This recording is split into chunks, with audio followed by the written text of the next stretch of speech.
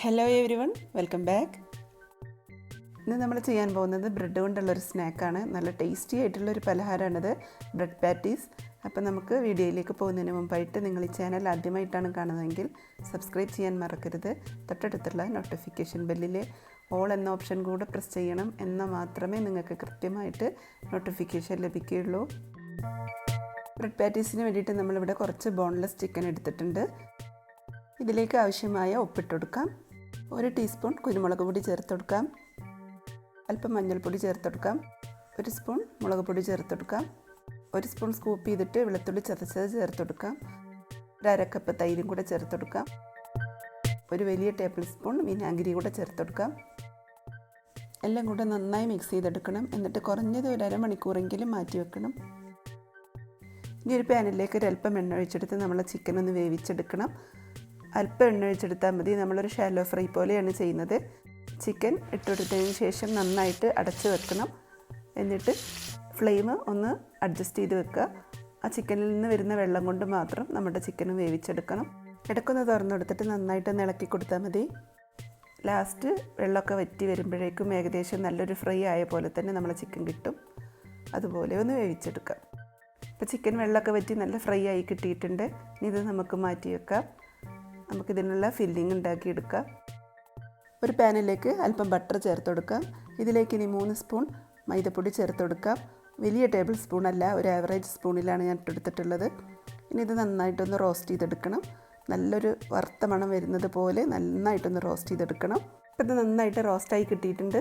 ഇനി ഇതിലേക്ക് നമുക്ക് 1 കപ്പ് പാലൊഴിച്ച് കൊടുക്കാം.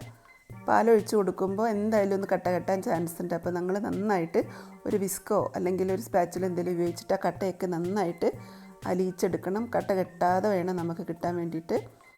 അപ്പോൾ കട്ടയൊക്കെ നന്നായിട്ട് അലിയിച്ചെടുക്കുമ്പോഴേക്കും നമ്മളുടെ ക്രീം ഒന്ന് തിക്കായിട്ട് വരും.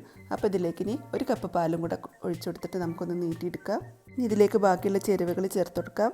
1 സ്പൂൺ വെളുത്തുള്ളി ചതച്ചത് ചേർത്ത് കൊടുക്കുന്നുണ്ട്. പിന്നെ ചീസ് ചേർത്ത് കൊടുക്കുന്നുണ്ട്. ഈ ചീസ് അല്ലെങ്കിൽ മൊസറല്ല ചീസും ചേർത്ത് കൊടുത്താൽ മതി. ഇനി ഒന്നുമില്ലെങ്കിലും നിങ്ങൾ ചേർത്ത് കൊടുക്കേണ്ട ആവശ്യമില്ല. 2 ടീസ്പൂൺ കുരുമുളക് പൊടി ചേർത്ത് കൊടുക്കുന്നുണ്ട്. ആവശ്യത്തിന് ഉപ്പ് ചേർത്ത് കൊടുക്കാം. 1 സ്പൂൺ ചില്ലി ഫ്ലേക്സ് ചതച്ച മുളക് ചേർത്ത് കൊടുക്കാം. എല്ലാം കൂടെ നന്നായിട്ടൊന്ന് മിക്സ് ചെയ്തെടുക്കണം. ഇനി ഇതിലേക്ക് 1 കപ്പ് ക്യാപ്സിക്കം അരിഞ്ഞത് ചേർത്ത് കൊടുക്കാം. 1 കപ്പ് വലിയുള്ളി ചെറുതായി അരിഞ്ഞതും ചേർത്ത് കൊടുക്കാം. അതൊന്ന് പ്രത്യേകം വഴറ്റേണ്ട ആവശ്യമില്ല. നമുക്ക് അങ്ങനെ തന്നെ അരിഞ്ഞിട്ട് ചേർത്ത് കൊടുത്താൽ മതിയാവും. ഇത് നമുക്ക് നന്നായിട്ടൊന്ന് തിക്കാക്കി എടുക്കണം. അപ്പോഴേക്കും നമ്മൾ നേരത്തെ വേവിച്ച് വെച്ച ചിക്കന് ഒന്ന് പൊടിച്ച് വെച്ചിട്ട് അതും കൂടെ ചേർത്ത് കൊടുക്കാം. ചിക്കൻ്റെ അളവ് നിങ്ങളുടെ ഇഷ്ടത്തിനനുസരിച്ച് കൂട്ടാം കേട്ടോ. ഞാനിവിടെ ഏകദേശം ഒരു 1.5 കപ്പോളം ചേർത്ത് കൊടുത്തിട്ടുണ്ടായിരുന്നു. അപ്പോൾ ഇത് നന്നായിട്ടൊന്ന് വറ്റിച്ചെടുത്തു. ഈ ഒരു പാകത്തിൽ നമുക്കിനി ഓഫാക്കി വെക്കാം. ആവശ്യത്തിന് മല്ലിയിലയും കൂടെ ചേർത്ത് കൊടുത്തിട്ട് ഫ്ലെയിം ഓഫ് ചെയ്ത് മാറ്റി വെക്കാം. കാരണം മാറ്റി വെച്ചിട്ട് കുറച്ച് കഴിയുമ്പോഴേക്കും ഒന്നും കൂടെ നന്നായിട്ട് തിക്കായിട്ട് വരും. അപ്പോൾ ഇനി നമുക്കിത് ഡിപ്പ് ചെയ്യാനുള്ള ബാറ്റർ ഉണ്ടാക്കിയെടുക്കുക. അതിന് വേണ്ടിയിട്ട് ആദ്യം ഞാനിവിടെ 1 മുട്ട ചേർത്ത് കൊടുക്കുന്നുണ്ട്. ഒരല്പം പാലും ആവശ്യമായ ഉപ്പും കൂടെ ചേർത്തിട്ടൊന്ന് അടിച്ചെടുക്കുന്നുണ്ട്. ഇത് മതിയാവില്ല, നമുക്ക് നോക്കിയിട്ട് ബാക്കി ചേർത്ത് കൊടുക്കാം.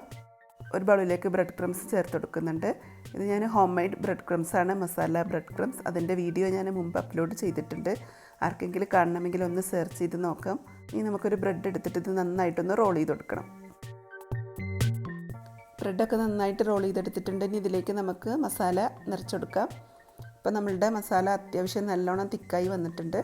ഇനി ഇതിൻ്റെ അരികൊക്കെ നമുക്കൊന്ന് കട്ട് ചെയ്ത് മാറ്റാം. ആദ്യമേ ചിലപ്പോൾ കട്ട് ചെയ്തിട്ട് നമ്മളത് ഫില്ല് ചെയ്ത് കൊടുക്കുമ്പോഴേക്കും അതിൻ്റെ സൈഡൊക്കെ ചിലപ്പോൾ പൊട്ടിപ്പോവാൻ ചാൻസ് ഉണ്ട്. അരികെ കട്ട് ചെയ്തിട്ട് നിങ്ങൾക്കിത് റോൾ ചെയ്തെടുക്കാം. പക്ഷേ അതിൻ്റെ അരികൊക്കെ ചിലപ്പോൾ ഷേപ്പില്ലാണ്ട് പോവും. അപ്പോൾ ഇതായിരിക്കും നല്ലൊരു മാർഗ്ഗം. ഇനി നല്ല വലിയ സാൻഡ്വിച്ച് ബ്രെഡൊക്കെയാണ് നിങ്ങൾക്ക് കിട്ടണമെങ്കിൽ അതുതന്നെ ഒരു ബ്രെഡ് തന്നെ പകുതി മടക്കി കൊടുത്താലും മതി. ഇത് കുഞ്ഞു ബ്രെഡാണ്, അതുകൊണ്ടാണ് ഞാൻ 2 എണ്ണം ഇങ്ങനെ വെച്ചെടുക്കുന്നത്. അങ്ങനെ നമ്മുടെ ബ്രെഡുകളെല്ലാം ഇതുപോലെ ഫില്ലിങ് വെച്ച് നന്നായിട്ടൊന്ന് പ്രസ് ചെയ്ത് അതിൻ്റെ അരികൊക്കെ മുറിച്ച് മാറ്റി നമുക്ക് റെഡിയാക്കി വെക്കാം. ഈ ബ്രെഡ് ഓരോന്നായിട്ട് നമ്മളുടെ മുട്ടക്കുട്ടിയിലൊന്ന് മുക്കിയെടുക്കാം. എന്നിട്ട് ബ്രെഡ് ക്രംസിൽ റോൾ ചെയ്തെടുക്കാം. സൂക്ഷിച്ച് ചെയ്യണം, കാരണം നമ്മൾ ബാറ്ററിൽ മുക്കുമ്പോഴേക്കും നല്ലോണം സോഫ്റ്റ് ആവും നമ്മുടെ ബ്രെഡ്. അപ്പോൾ പെട്ടെന്ന് പൊട്ടിപ്പോവാൻ ചാൻസ് ഉണ്ട്. അതുകൊണ്ട് നല്ല സൂക്ഷിച്ചിട്ട് വേണം ഇത് ചെയ്യാൻ വേണ്ടിയിട്ട്.